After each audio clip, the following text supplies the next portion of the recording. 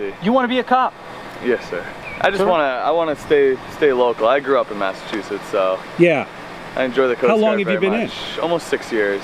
Oh, did you have to sign up for 6? No, you can extend for 1 year twice, and then after those 2 1-year extensions, you have to re-enlist. So you're about to make your decision? My current end of enlistment's in March. Oh. So I've taken the civil service exam. I'm in the top 5%.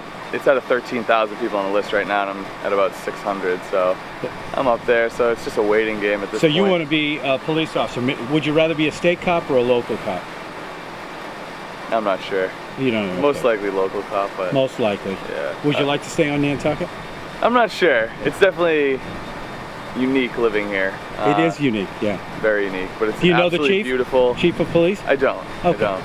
But it's unique. I enlisted with my best friend, who also was a bosun mate, became a bosun mate and got out, and he's a police officer in the town that we grew up in.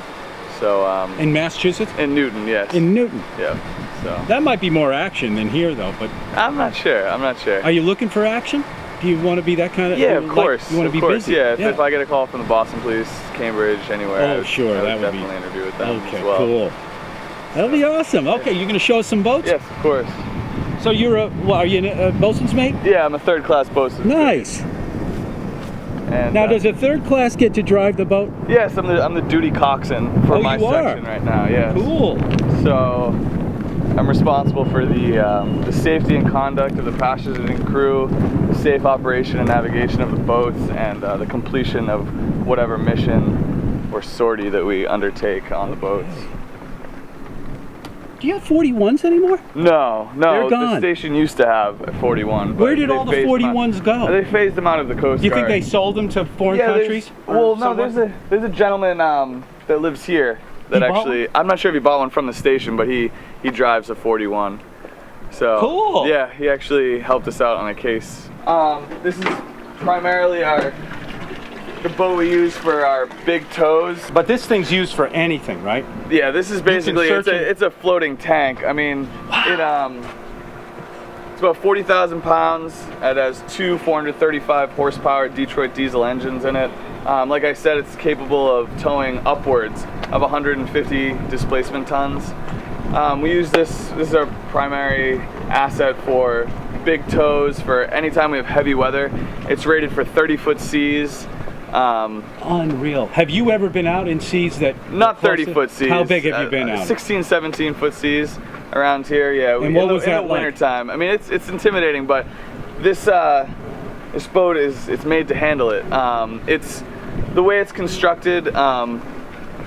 Every compartment on the boat is watertight, and it's capable, if it does capsize, it will right itself again. This is the hydraulic helm and throttles, and then you have a depth sounder, our radios, autopilot. Then this is our Furuno, which has basically, when it's turned on, a split screen with a radar and a chart plotter, which is basically a GPS. And then these are EDMs, which basically show you temperatures, RPMs, all this for port and starboard engine. Okay. On this side, there's also electronic steering. Now, where would you sit if you were the cock? Right here? It depends on what's going on. I mean, when we're mooring the boat up, since we moor up port side too, I mean, I moor up on the port side. Typically, we usually drive from the hydraulic helm on the starboard side. Yep. But it's just basically when we do tows and stuff like that, depending on the approach, it really depends on what side you're going to be driving from. How often are you towing? Would you say on average? It varies. The last duty period, I towed a smaller boat that had hit the jetties, ejected 5 people. We were not far. I actually did the tow with the 25-foot RBS. How did that happen anyway? You know, there's the cut. Yeah. They were inbound, and it's high tide, so it's really difficult to judge unless you're familiar with the area. And were they going where fast? That cut was? Yeah, I believe so. I mean, all 5 people were ejected from the boat. Luckily, there was a good Samaritan nearby that saw it happen and got onto their boat and helped them back on, but that boat had subsequently cracked their hull and started to take on water, so we just happened to be doing training right there. just a few hundred yards away. When I heard it on the radio, we were there within a couple minutes. Gee, and that's great. took everybody on board. Nobody get hurt? Minor injuries, swollen ankle, laceration of the foot. A lot of them were just very shook up and kind of in shock from the whole experience and not expecting. Two tow lines. There's a larger and a smaller tow line depending on the size of the vessel we're towing. Right. This is our tow bit, and then in each of these compartments there's different types of tow gear, shackles, drogues. There's firefighting hoses in here. This is a P6 pump, which can be used for firefighting or dewatering. It's capable of pumping 250 gallons a minute, which comes in very handy for boats taking on water. Yep. And then in here is the survivor's compartment. Oh gosh, survivor's compartment. That's what it's called. That's wild. A lot of the times we'll be driving from the open bridge, but we'll bring anybody that happens to be injured or taken off a different boat in here to keep them warm. We have a Stokes litter, which we can use to take people out of the water that have neck or back injuries. It's buoyant, and we can also strap people in here and have helicopters come above us and medevac them off that way. We have service swimmer gear, which are fins, snorkel, mask, etc. First aid kit consisting of everything from splints to oxygen, gauze. Coffee? No, 5 gallons of water actually. Oh, okay. Fresh water, and these are hot cups. Okay. So if you need to warm anything up. And it's air conditioned in here too. It is. Spare parts stowed under here. Some MREs in here, just in case. What are MREs? They're basically food. Okay. Food Right, in case okay, anybody right. needs Right. to eat to survive. And there's the engine. This is the engine room. Just watch your head. Sure, look at that.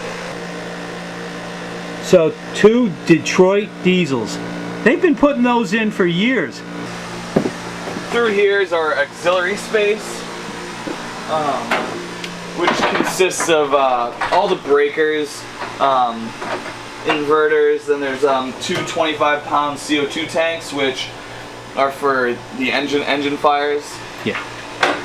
Yep. And then even further through here, we have our forward compartment, which we have extra life jackets. In this starboard side storage bin, we have various things, extra pyrotechnics, flares and such, blankets, a bell, a spotlight, bloodborne pathogen kits, as well as a damage control kit, which is used either for our boat or another boat to help stem flooding that may be occurring. There's different things like oakum, wooden wedges, patches, and then we also have more life jackets right behind you. Yeah. And these are heavy weather belts. So when we're in heavy weather, outside on the deck there's actually D-rings welded throughout the boat. And what this does, it's a belt with similar like carabiner clips, and you actually clip yourself to the boat in case of capsizing or waves washing over the deck, so you remain on the deck. Yeah? Have you had to use those? Oh yes, of course. In the wintertime, we use them quite frequently. And this is our enclosed bridge. It's a little tight up here. So this is where you would be if the seas were really big. Typically, no. No. You stay up on I top. almost always drive from above, just because the visibility is so much greater up there. And when you're driving, especially with big seas off your stern, you want to see where they're coming from and how to ride them. Sure. And you can steer from either station where you are. These come down. There's electric jog levers on both seats. The throttles are here. The Fruno, which is also the radar and sharp plotter. Then there's a GPS, depth sounder, autopilot. This is AIS. I would say just about every heavy weather station and all the surf stations have them. Yeah. I have no idea how many there are in the Coast Guard, Right. but there's a good amount.